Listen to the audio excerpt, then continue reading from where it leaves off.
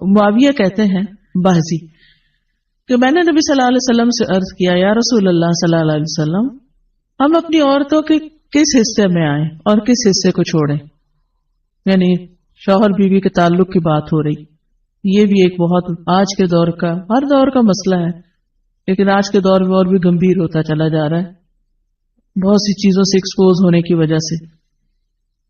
تو کیا جائز حد ہے اور کیا نہیں ہے؟ فزیکل ریلیشن شپ کے لیے کس حصے کو استعمال کیا جا سکتا ہے کس کو نہیں، یہ سوال. تو اس پر آپ صلی اللہ علیہ وسلم نے فرمایا تمہاری بیوی تمہارا کھیت ہے، تم اپنے کھیت میں جہاں سے چاہو آؤ. جہاں سے چاہو آؤ کا مطلب کیا ہے کہ جہاں سے کلٹیویشن ہو سکتی، یعنی کہ کھیت کے تعلق سے کیا بتایا نساؤکم حرث لکم فأتوا حرثکم انا شئتم. انا شئتم کا مطلب انا جو ہے ظرف زمان و مکان دونوں کے لیے آتا ہے کہ جانے کا کوئی خاص وقت مقرر نہیں کہ یہ دن ہے یا رات ہے، ایسی کوئی پابندی شریعت نے نہیں رکھی. اور اسی طرح جب کھیت کہہ کے بیوی کو بتایا گیا تو اس میں اس کی یعنی کہ اس کی قدر و قیمت اور اس کی حفاظت اور اس کی سرسبزی اور خوشحالی اور وہ ساری چیزیں اپنی جگہ ہیں. پلس یہ بہت ہی حکمت کی بات ہے کہ کھیت میں کچھ اگ جب ہی سکتا ہے جب اس میں بیج ڈالا جائے. تو اب شوہر بیوی کے ساتھ کیسا تعلق قائم کرے کہ اولاد پیدا ہو سکے؟ وہ اورل سیکس سے تو نہیں ہو سکتا، وہ اینل سیکس سے بھی نہیں ہو سکتا. obviously انڈرسٹوڈ ہے کہ انا کا مطلب یہاں کیا ہے، ٹھیک ہے نا؟ یعنی یہ وہ باتیں کہ جن کو بہت لفظوں کو کھول کھول کے نہیں بولا جا سکتا، لیکن اٹس انڈرسٹوڈ. تو آپ نے کہا جہاں سے چاہو، یعنی کوئی رکاوٹ نہیں، ممانعت نہیں. اس کا یہ مطلب نہیں کہ ناجائز حدود فلان کے کہو کہ اس کی بھی ممانعت نہیں. البتہ جب تم کھاؤ تو اسے کھلاؤ، یعنی کہ شوہر خود آؤٹنگ ڈائننگ کے لیے چلا جائے اور بیوی کو کہے کہ بس گھر میں ہی پکا لو اپنے لیے اور کھا لو، خود صرف دوستوں کے ساتھ رہے. دس از ناٹ رائٹ. بیوی کو بھی لے کے جائیں اور ساس بھی بہو کو جانے دے. جب تم کھاؤ تو اسے بھی کھلاؤ، جب پہناؤ تو اسے بھی پہناؤ. کا مطلب یہ ہے کہ عید آئی ہے اپنے لیے سوٹ لے رہے ہو تو بیوی کو بھی کچھ لے کے دو. یہ ہے ایکوالٹی ایک طرح سے. تو اس کے چہرے پہ نہ مارو، اسے گالیاں مت دو، ابیوز نہیں کر سکتے. اور اسے قطع تعلقی اگر کرو، یعنی ویسے تو نہ کرو لیکن اگر کرو تو گھر کی حد تک رکھو، کک آؤٹ نہیں کرو، گھر سے باہر نہیں پھینکو، گھر سے نہیں نکالو. کیونکہ بادشاہ کہتے ہیں نا، فون پہ کہہ دیتے ہیں گھر چلی جاؤ ماں باپ کے، میں تب گھر میں داخل ہوں گا، آؤں گا ہی نہیں. یہ غلط ہے، ایسے نہیں کرنا چاہیے.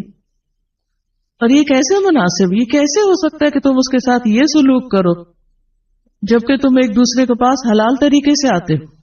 یعنی تمہارا ایک جائز تعلق ہے اور پھر تم اس تعلق کو اس طرح خراب کرو.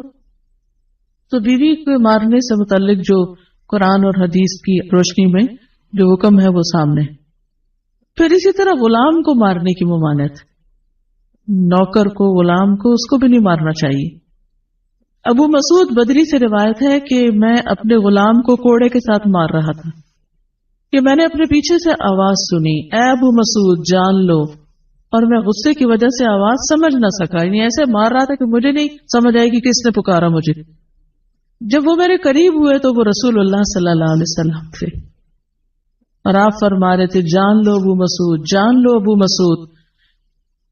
کہتے ہیں میں نے اپنے ہاتھ سے کوڑا پھینک دیا تو آپ نے فرمایا جان لو ابو مسعود، یعنی آپ بار بار فرما رہے تھے اللہ تم پر زیادہ قدرت رکھتا ہے تمہاری اس غلام پر قدرت سے، یعنی جتنا تم اس غلام پہ قدرت رکھتے ہو اللہ اس سے زیادہ تم پہ قدرت رکھتا ہے، یعنی تمہیں مارے گا. کہتے ہیں کہ میں نے عرض کیا اے اللہ کے رسول صلی اللہ علیہ وسلم میں اس کے بعد کبھی غلام کو نہیں ماروں گا. اور بعض روایت میں آتا ہے کہ انہوں نے آزاد کر دیا. ابو عمر زازان سے روایت ہے، کہتے ہیں کہ ہم لوگ ابن عمر کے پاس تھے، انہوں نے اپنے غلام کو بلایا جسے انہوں نے مارا تھا. انہوں نے اس کی پیٹھ کھول کر دیکھی، کہا کیا تمہیں تکلیف ہو رہی ہے؟ اس نے کہا نہیں. اس کے بعد ابن عمر نے غلام کو آزاد کر دیا اور ایک تنکا زمین سے اٹھایا اور کہا کہ مجھے اس کا اتنا بھی اجر نہیں ملے گا جتنا اس تنکے کا وزن ہے. میں نے کہا ابو عبد الرحمن آپ ایسے کیوں کہہ رہے ہیں؟ انہوں نے کہا کہ میں نے رسول اللہ صلی اللہ علیہ وسلم کو فرماتے ہوئے سنا جو شخص اپنے غلام کو بے قصور یعنی حد شرعی کے علاوہ مارے یا اس کے چہرے پہ تمانچہ مارے تو اس کا کفارہ ہی کہ اسے آزاد کر دی. کفارہ ہے، اس آزادی کا ثواب کوئی نہیں تنکے برابر بھی. یعنی بعض کا تم سمجھتے ہیں بڑی نیکی کی لیکن اس میں تو چھوٹ بھی جائے تو وہ بھی بہت بڑی بات. صحابہ کرام جو تھے وہ خاص طور پر اس سے محتاط رہتے اور غلاموں سے درگزر کرتے تھے. ابو لیلہ کہتے ہیں کہ سلمان رضی اللہ عنہ نکلے، وہ اپنی سواری کو چارہ کھلاتے تھے تو وہ ہودے سے گرتا رہتا. ہودہ کیا کہتے ہیں؟ وہ چیز محمل باسکٹ کہہ لیں جس میں اس کا چارہ رکھ کے دیا جاتا. اس پر انہوں نے اپنے خادم سے کہا اگر مجھے قصاص مثلا لیلۃ القدر کی رات معلوم نہیں ہے آپ کو مگر عرفہ کا دن معلوم ہے کہ آج ہی کا دن ہے، لہٰذا اس میں کثرت سے اللہ سے دعا کرنی چاہیے. وقوف کے لیے قبلہ رخ کھڑے ہو کر ہاتھ اٹھا کے دعائیں مانگنی چاہیے. اگر کوئی شخص بیمار ہے، ویل چیئر پہ کھڑے نہیں ہو سکتا تو اس کا تو عذر ہے، وہ بیٹھ کے بھی مانگے. لیکن لیٹ کے آرام کرنا، سوئے رہنا، ادھر ادھر ہونا یہ نقصان دہ ہے.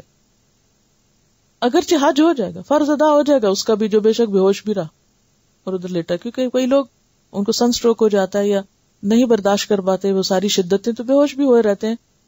لیکن اگر انہیں وہاں پہنچا دیا گیا تو حج ان کا ہو گیا، فریضہ ادا ہو گیا. یوم عرفہ کا دن حجاج کے لیے روزہ رکھنا منع ہے، لیکن باقی لوگ جو حج پر نہ ہوں ان کے لیے روزہ رکھنا اس دن کیا ثواب رکھتا ہے؟ 2 سال کے گناہوں کی معافی، ایک پچھلے اور ایک اگلے. سورج غروب ہوتے ہی مغرب کی نماز ادا کیے بغیر وقار اور سنجیدگی کے ساتھ تلبیہ کہتے ہوئے میدان عرفات سے مزدلفہ کی طرف آئیں. یہ ہے ثم افیدوا من حیث افاض الناس. وہاں عام طور پر آپ نے ایکسپیرینس کیا ہوگا کہ لوگ رکے رہتے ہیں صرف اس انتظار میں، جیسے روزہ کھلنے کا انتظار ہوتا ہے نا، جب روزہ کھلتا ہے تو کیا ہوتا ہے؟ سائرن بجتا ہے یا کچھ. تو اسی طرح اس وقت بھی ایک یعنی آذان شروع ہوتی ہے اور اس کے ساتھ دور دراز جگہوں پر بھی ایک آواز آتی ہے جس سے پتہ چلتا ہے کہ اب آپ نکل سکتے ہیں. تو لوگ ایسے چھوٹتے ہیں جیسے پانی کا بند توڑ دیا جائے تو ریلے بہنے لگتے ہیں. تو بالکل وہی منظر ہوتا ہے یہاں پر جس کا یہاں افیزو سے ذکر آیا قرآن پاک میں. اب 9 اور 10 ذی الحجہ کی درمیانی رات مزدلفہ میں بسر کرنا واجب ہے. یہاں مغرب اور عشاء کی نمازیں ادا کی جائیں گی، یہ نہیں کہ وہاں سے گزر کے تو آپ مینا میں ہی آ کے سوئیں. مزدلفہ کی تمام رات جاگ کر عبادت کرنے کی بجائے اس کے کچھ حصے میں سونا مسنون ہے، کیونکہ آپ صلی اللہ علیہ وسلم سوئے تھے. نماز فجر کے بعد قبلہ رخ کھڑے ہو کر روشنی کے پھیلنے تک مشعر حرام کے قریب ہاتھ اٹھا کر خوب خوب دعائیں مانگے. اب وہاں پر مسجد ہے، یعنی مشعر حرام جو ہے اس کے قریب کھڑے ہونا افضل ہے. لیکن اگر آپ کو معلم نے وہ اتارا ہے دور تو پھر آپ چل چل کے وہاں پہنچیں گے تو مشکل ہوگی. اب جہاں